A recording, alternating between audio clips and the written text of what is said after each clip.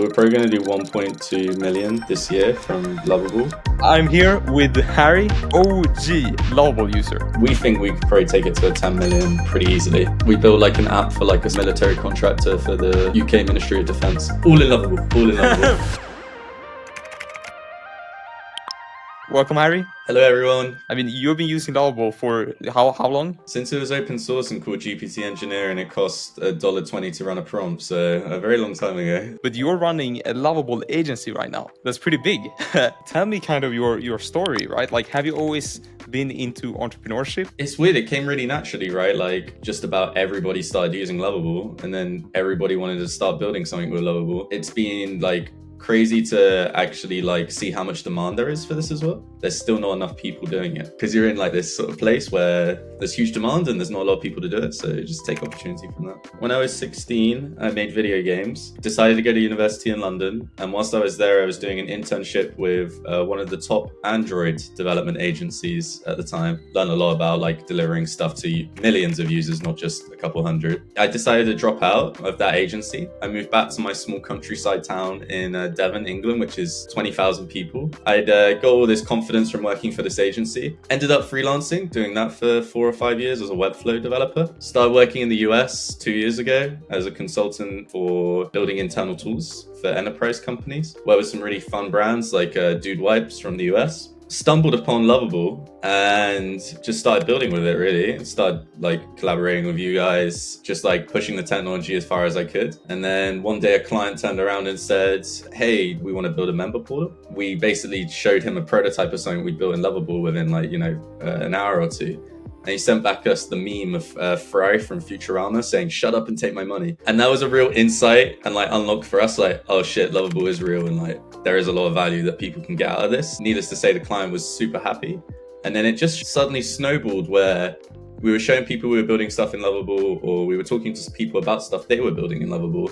And we found there was this real gap we could kind of help out in, where founders have really great ideas and they build a really great front-end UI, but maybe they don't know how to take a product to market or build the entire product. And that's where we kind of came in and started helping founders like put together these like ambitious projects and help them get to market and be like a really reliable tech team. It was just me at the beginning of the year, but now we're a team of 12. We're about to hire 5 more engineers, so we're going to be 17 people soon. And I think honestly, at the end of the year, closer to the end of the year, we might even look for outside investment to help grow the company further, because we're just seeing this growth curve that we want to just keep up with. So that's a really interesting story. I also heard, I remember I read like a LinkedIn post of yours, I think, that like there were some times in your life where you like didn't have everything figured out, right? Like where you were kind of struggling. Well, I think I lived for the first 5 years on like $1,500 a month.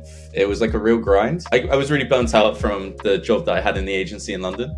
And the guy told me that I'll never be a programmer. I thought, I'll never be a programmer. I'm just going to be a designer and I'm going to go learn design and figure out how to make the really great looking websites. But I always wanted to go back to coding. I just really didn't enjoy it because it was a really laborious process and it would take forever to build something. But then when Lovable came along, it was like this super unlock where all of a sudden I didn't need to be extremely technical to put some of my ideas together into a web app, but also the freedom of just being able to prompt and build something rather than having to like use a UI and move margins and stuff like that. The struggling part for me was that I always really struggled to get like a good flow of clients coming in, sales, and that's like the lifeblood of any business. I really get what you're saying with like finding clients and like actually selling, because I could imagine that being the bottleneck in many of the people building with Lovable and even like agencies generally. Do you have any like advice on that? How do you find the clients? The thing that's worked for me over the last 2 years that I would highly recommend is that I focused on trying to give value before asking for money. So I saw some people posting on Discord that needed help, and I just happened to have a conversation with them and like help them out. And it just turned out that that person that I helped was some big shot in the Bay Area, and they had some people they were working with and they wanted me to help out because they had no time. And it was like a really natural way for me to get my first few clients in San Francisco. So like value-based, like if you can and you don't have any clients, like think about how you can help, whether that's like posting some tips online or even just going into a Discord community like I did and helping people like on the ground. I then learned about channel partners. So for anybody who doesn't know about what channel partner is, it's basically somebody you have an agreement with who will pass you clients. We're working with like a bunch of different channel partners, from people who are YouTubers, but maybe they don't want to do the development work, so they would rather just give us the leads and take a cut from it. And we just have a lot of these kind of partners that we're trying to build out, where we get them to pass us leads. Would you say there are any platforms where you can find clients through, or something that always helps is having a YouTube, like a small YouTube audience and a YouTube channel and some content that's like done partly well. That was always a really cool like way to get into conversations with people. Because I did that every week and I tried to make a new video every week, it started getting me a little bit of traction where I was in front of people, or I could send them the YouTube video as like a bit of social proof. Like, look, here I am. If you want to go check out who I am and watch what I do, go watch the video. And it builds that social proof before the sale. I think the tactic is to go the other way around when you're starting out. It's more about like knocking on people's doors, going to like communities where you might find other founders, Reddit, Discord, etc., providing that upfront value, and then trying to get your first few clients like that, rather than like wasting a load of time trying to become like a guru on Twitter or YouTube and maybe not like getting the benefit from it, you know? Yeah, when it comes to building websites, what are your tips there? Like, how does the process look like? The first is that we always have a kickoff call with the client. That's like a real cool workshop where we just get in and do some whiteboarding, and we're asking them, what are the features that you want in the app? What does it need to do end to end? And like, what's stuff that can't be missed that has to go into the app? And try and like put together that like scope of work of what is it we're actually trying to solve, and how much time do we have as well. When it actually comes to building, what we found recently actually is the best thing to start with is a style guide and a design system, and to put together the look and feel of your app first before you start building. Because once you've done that, every time Lovable then goes to build another page, you can direct it to that style guide or design system you've made and say, hey, make sure when you're building this, like use these colors, these spacings, this button design, these card designs, etc. So it's a really great template for it to use, like to build these other pages. We're very much about speed. We skip all of the traditional development practices. Maybe we're going to do Figma designs at some point, but right now, like with the beauty of like Lovable and how good it is at design and putting stuff together, we can move a lot faster and not have to worry about some of these like more traditional methodologies. A lot of like the stuff that was done in the past, I think, is going to become more and more irrelevant as these tools get faster, but also change the workflows that we as developers and designers kind of follow day to day. It's quite fun because there's no YouTube video to tell you how to do this stuff, right? Like, it's all brand new. Sometimes people get stuck when they're building their apps, right? They get an error which they don't know how to solve. Do you have any tips when it comes to getting stuck as your project increases in complexity? I think if we stay in the world of Lovable, it's like using chat mode is a really beast of a feature because it scans your code base and gets context of what you're trying to do. A lot of times people were in a rabbit hole and they don't realize that they can press the restore and refresh button to go back to when it was working. And there's a great concept I learned from one of the guys from Y Combinator, where he's like, with vibe coding, you have this great ability to do a reroll. So rerolls in video games are like this ability to reroll and try another path and see if you can go in a different direction. Similar with vibe coding, like when you're stuck, maybe the best thing to do is restore back to the point where it was working and then try a different set of prompts to get to a different solution and see if you can get past that blocker you're on.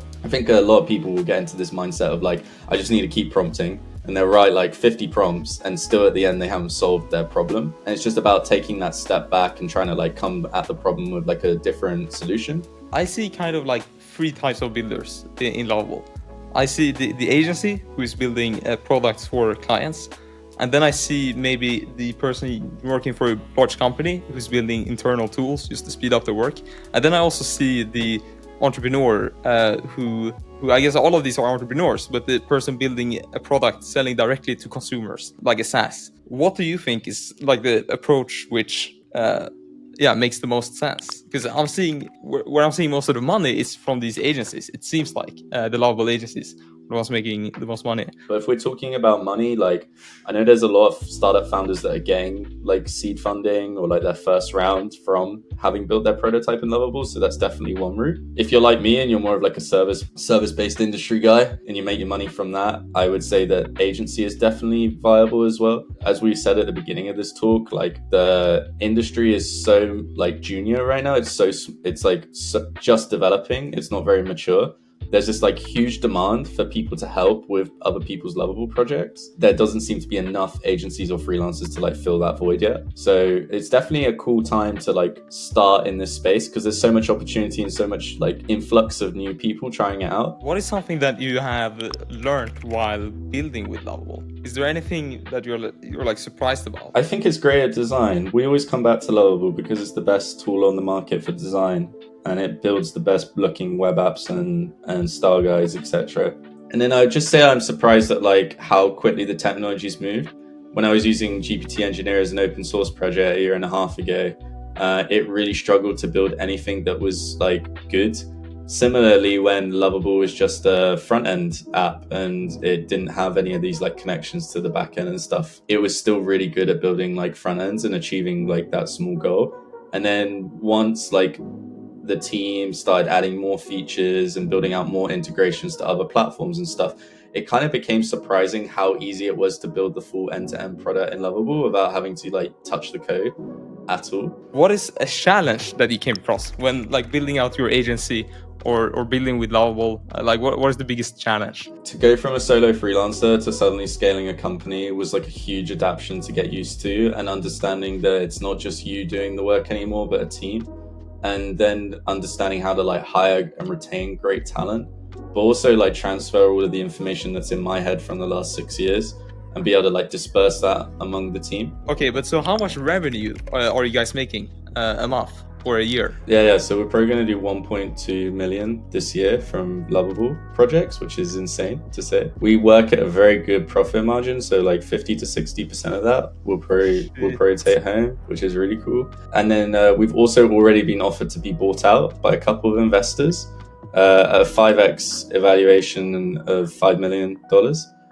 But we think we can go further than that. So we've like said no to all of them, and we think we could probably take it to a $10 million agency like pretty easily. If you think about it, I started at the beginning of this year with just by myself, and we've already hit like 1.2 ARR.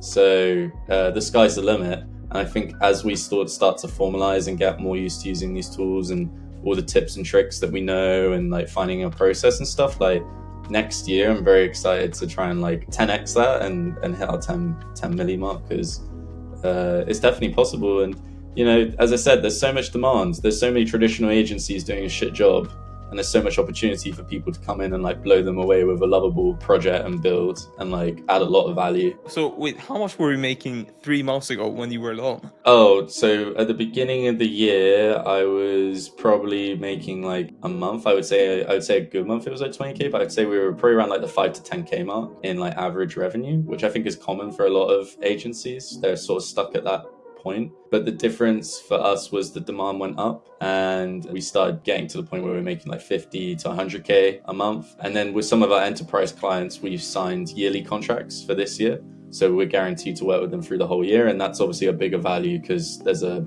yearly contract value to that, an annual contract value to it, rather than like a month by month. But the cool thing about technology, right, and the cool thing I find about building product is if you do a really good job and they like you and you've built a good product and they get traction, normally people don't really look for another tech team, because it's a lot of like, it's a hell of a process to like move from one team to another. So we really see ourselves as tech partners, and I think a lot of our clients will work with for the next 5 years on a month by month basis, and they'll never need to get rid of us because we'll still provide value, we'll still make changes to their platforms or their product. And your agency is a Lovable partner, right? So you're part of the official Lovable partners list. So if you are a user of Lovable, or if you just curious, you can go to Lovable and then /partners, and then you can actually hire an agency to finish your product. If you have already finished a lot of features, but you're struggling to get it to the end point, the end stage where you can actually publish it, and then you can hire like an agency to do that. Harry's agency, Imaginary Space, is part of that, and also Cream Digital and a lot of these other popular agencies. If you yourself have an agency, then you can also become a partner and get the customers through Lovable. We built like an app for like a 700 person drone company that's a military contractor for the UK Ministry of Defence. All in Lovable, all in Lovable. Thank you so much for being here, Harry. So like, I'm on all social media. If you want to follow me on Twitter, YouTube, or LinkedIn, it's Harry Mckay Roper. And as well as that, if you want to check out the agency, it's imaginaryspace.co.uk. And then if you want to take a really cheap and I think high value course on what I know about Lovable and everything that I've done over the last year, you can go to aclasswithharry.com. And if you use the promo code Lovable in all caps, you can get 50% off as well. No pressure to take the course. I think it's just useful. I saw some people posting a $200 one, and I was like, no fucking way. So that's why it's $35.